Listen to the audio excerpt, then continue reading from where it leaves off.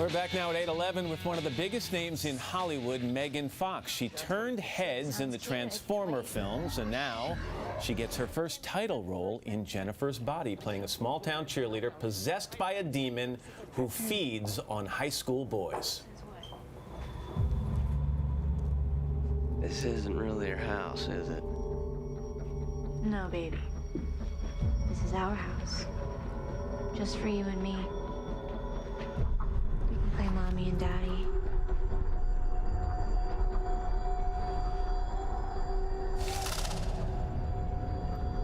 No way. I need you frightened.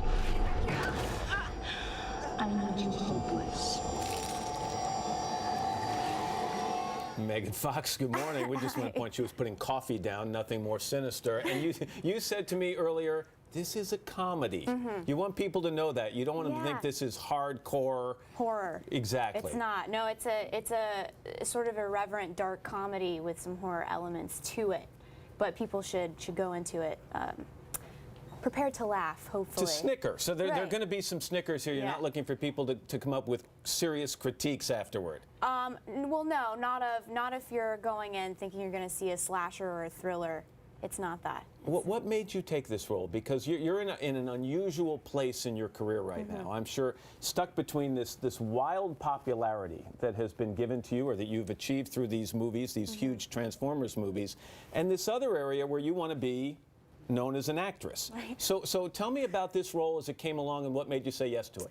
Well, the script, I mean, Diablo Cody wrote the script, and that's really all I needed to know. Before I even opened it, I wanted to be a part of something that she was a part of because she's so brilliant, and I admire her. And on the first page, there was a belly laugh. I laughed out loud reading, and then there was a laugh on every page after that. So I just had to be a part of it. I thought that the writing was unbelievably original, and it was something that we haven't seen in theaters in a long time, a movie like this. It feels very 80s when you watch it. Let's stay on this place you're in right now, though. I mean, how kind of delicate a situation do you find yourself in? Your choices now are going to get analyzed a lot by the people who either want to see you in one way or aren't used to seeing you or want to see you in another way. Right. So how does that affect your decision making? I try to just do, I mean, mainly I'm just happy that I'm working and that I'm still working and I continue to get these opportunities, but I try to make choices that are different from whatever project I was last working on, and this is definitely very unique. And then I've worked on a project since with Josh Brolin and John Malkovich, and I've been lucky enough to surround myself with extremely talented people. You have been very out front and honest about some of the movies you've done. You said acting-wise you were terrible in the first Transformers, and you said you tried very hard in the second. Does this, which is very honest, does this allow you to expand this role? Well, I think it's not about allowing me to expand because that was never the issue. I think I'm just new, you know. I'm very green still and trying to figure things out and wanting to become better. And this was definitely a more complex character for me because there's a lot going on with her and a lot going on with all the characters in the movie. So it was a lot of work. I put a lot of effort into it. You're also outspoken about your personal life. You said this, and I think it surprised a lot of people. Don't get nervous. You don't have to laugh. I'm so nervous. You said, I'm really insecure about everything. I never think I'm worthy of anything. I have a sick feeling of being mocked all the time. I have a lot of self-loathing. So on the exterior, when I meet you and others meet you, they think you're pretty confident. Where does this come from?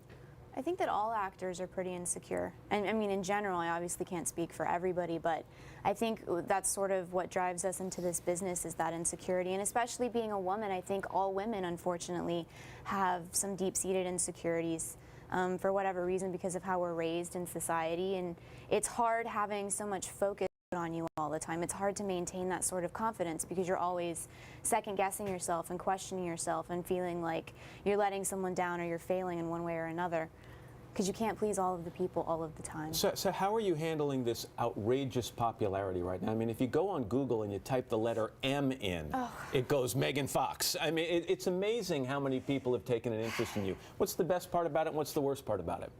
Well, the best part about it, I mean, is you always feel blessed and lucky to have any sort of success in this business because it's so hard for most people to achieve it, and I feel like I do feel undeserving of it, but I feel like it came pretty easily because I was involved in something that was so big and so much bigger than I was, and it opened all these doors for me. I mean, the worst part about it is just the lack of anonymity, which is a hard thing to describe to people that don't understand, but it's when your privacy is taken away, or when people are constantly picking apart everything that you say or you do and judging it. It's tough to live in that space every day. It's basically like you're always in high school. You never get out of high school. Hollywood is a giant high school. And as we all know, parts of high school were terrible. Yeah. It's no good. Parts were great, though. You were going to guest host the season premiere of SNL. Yeah. You nervous about that? I'm so nervous. I have a fear of public speaking. That's not So good. That's not good. No, No. But we'll see. We'll see what happens. Obviously, everybody's a huge fan of the show, and I'm a huge Andy Samberg fan, and I'm really excited to get to meet all these people and get to do something so incredible that I never thought I would get to do. Most people who've come through here are about to do that say it's the scariest, best experience they ever have. Really? So good luck with it. Thank you. I hope you enjoy it. And the movie is called Jennifer's Body, and it opens on Friday. Megan, thanks very much. Thank you. Good to see you. Coming up next, Jay Leno's